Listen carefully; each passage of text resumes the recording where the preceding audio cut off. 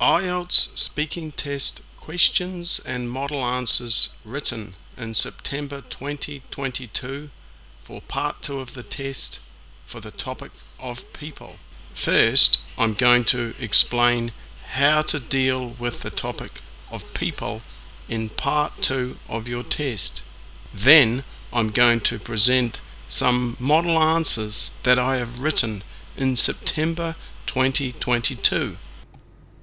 Now, a good way to prepare for this and a good way to build up some vocabulary in order to describe people is to think about positive and negatives. So if we look at personality, some of the positive features of a person could include warm, which means kind of friendly, fun-loving, intelligent, charming, kind-hearted, extrovert. An extrovert is somebody who is outgoing. Emma is quite an extrovert. She is always the life of the party because of her warm-hearted and fun-loving nature. And then we could have some negative features to describe a person. These could include mean, selfish, cruel, arrogant, introverted, a pain in the neck.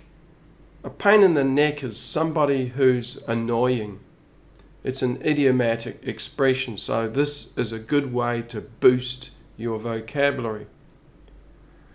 Stephen is rather introverted. He usually sits quietly in the corner at parties. He is also a pain in the neck because he always bothers me when he needs help with his computer. We can also describe a person's appearance.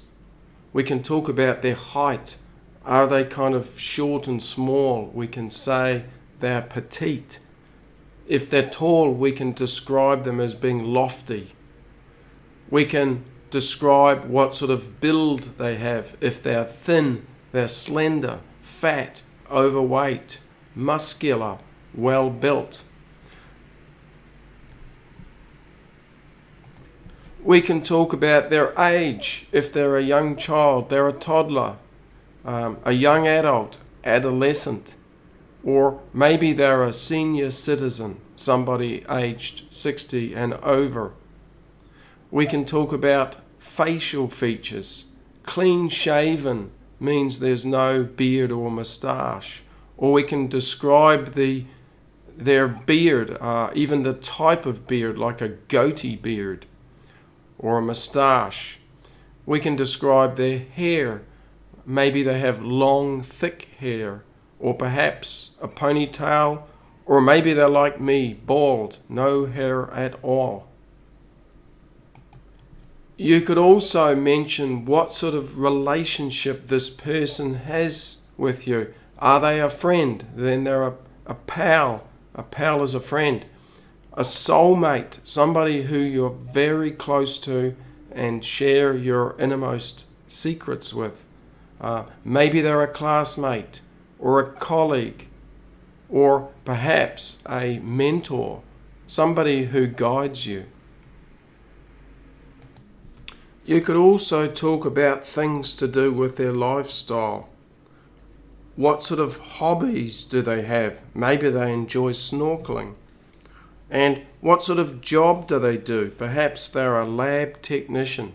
So all of these aspects can help you to describe a person, to have high-level vocabulary, and to be able to talk for 2 minutes in your part 2. Let's now move on and take a look at some of the current questions that are in the test and some model answers. Let's now move on to some topics that my students have got in September and see some model answers for them. Describe a friend from your childhood. I'd like to describe an old childhood friend called Chan who I bumped into recently. When I was young, I lived with my parents and spent most of my time with them. However, when I met my cousin, Chan, at a family gathering, we became best friends very quickly. Chan was the son of my father's sister and my aunt and uncle lived in a nearby village, so Chan and I did not attend the same elementary school. We did however keep in contact by texting and talking on WeChat, and I was always excited to meet up with him at family get-togethers and parties. As my village was small, it didn't have a secondary school, and so we ended up attending the same high school. We were inseparable, so much so that many people thought we were brothers. I would bicycle 5 kilometers to school and we would meet up before class and hang out talking about friends and family. After classes, we would play football on the school playground where we became quite skilled, competitive, and athletic. One day some older students were hanging out and watching us play. They suggested we try out for the school football team. Being younger than the other team players, I didn't think we would make the soccer team, however the coach did invite us to play. We both made the team and the following years were starters. I was so proud of our red and gold jerseys and enjoyed the team spirit and comradeship. Chan and I still hang out and chill on a regular basis and stay in touch with many players. Describe a person you know who loves to grow plants. I am going to tell you about my grandfather, as he simply adores growing plants. I think at the moment in China we have something like 300 million farmers. And of course, if we go back to my grandparents' generation, there would have been far more than even that figure. My grandfather grew up in Beijing and stayed there his whole life. His parents were farmers. They grew rice, and as a small boy, my grandfather had to help his parents with all of the stages of growing and harvesting rice and even packing the rice after it had been harvested. So, he, even as a young boy, knew quite a lot about growing rice, and as he became an adult, he continued the family tradition. He stayed living in his parents' house, raised his family there as well, and he continued growing rice, but he also had a passion for roses and he started his own rose nursery there as well, and that was very, very successful. So, while he didn't actually become that affluent, he did have a fairly pleasant life compared with other people in the area because his rice farm was quite large and he employed other people to help him, particularly with the sowing of the rice and the harvesting. And his interest led to him becoming very knowledgeable about the whole issue of rice and even helped the government at one stage, helping them with different projects to be able to grow more rice in China. As for the roses, he still grows them and has one of the most fantastic plantations in the province. Describe a person who likes to dress fashionably. Just recently I watched a really funny romantic comedy called Crazy Rich Asians. The story started in New York and ended up in Singapore, and the lead actress was a simply stunning-looking woman. Her name is Constance Wu. Wu is about 5 feet 4 inches, possibly around about 125 pounds in weight, but she epitomizes a traditional Chinese woman who always seems to have an exquisite beauty just like her. She has sharp and elegant features and almost flawless skin with luxurious black hair, which really creates a contrast in the most enticing way. But enough of what she looks like. Did you know that she was nominated for the Golden Globe Award for the Best Actress in a Comedy or Musical, and the Screen Actors Guild Award for Outstanding Performance, by a cast in a motion picture, among many other accolades she has received? In fact, in 2017, she was included in the annual Time 100 list of the most influential people in the world, but she is also known for being so much more than an actress. In fact, she is a feminist and activist as well as being known for her humanitarian work. Recently, Wu started to talk about the problem of the stereotyping of Asians in Hollywood. She said that she is always being booked for supporting roles but never really the lead role. She was always just the assistant to the white person. But, now, since she's been getting lead roles, she has now come to realize how blind she was to the stereotyping that was going on, and she is now becoming quite outspoken about this, which is really in contrast to the naive innocent person she played in Crazy Rich Asians. Describe a person who inspired you to do something interesting. The person I'd like to talk about is my colleague François, who is French. He encouraged me to go bungee jumping. Although it was terrifying at the time, I am so glad I was able to muster up enough courage to do it. I have known François for about a year. We have been working in the same company since last year when François moved here from Paris. Actually, he is my boss. I am working as a software engineer and he is the manager of our team of about 20 people. One day I was telling François how I admire him for all the risky activities he likes, such rock climbing, surfing, diving and mountain biking. He told me he is an adventure enthusiast. He said that this weekend he will go bungee jumping and invited me to come with him. I said that I thought I was too scared. He said to me, "Listen, you must do what scares you." I reflected on this. I think this is what inspires him to have the bravery to face the challenges in his, such as living abroad and experiencing exotic customs. I thought that maybe it is time for me to face new challenges. I told François that I would like to hang out at the weekend and go bungee jumping with him. Finally, the big day came and I found myself on a perfectly good bridge tied to a big elastic rope. Jumping off the bridge defied logic and it took me a few seconds to pluck up the courage, but finally, I took the plunge and jumped off the bridge. It was a truly exhilarating experience that I will never forget. I could feel the adrenaline pumping and my heart beat faster each time I dropped down. Coming back up again was also fun. Afterward, we went to a local cafe for a few lattes and then went mountain biking in the nearby hills. Describe a person you know who is from a different culture. In this video, I'm going to talk about François again. It's important that you learn how to recycle the same person for different topics. I hope you find this useful. A fascinating person I'd like to talk about is my colleague François, who is French. What I find most interesting about him is the way he is keen on taking risks in life, such as the dangerous sports he plays, his job as a stockbroker, or life in general.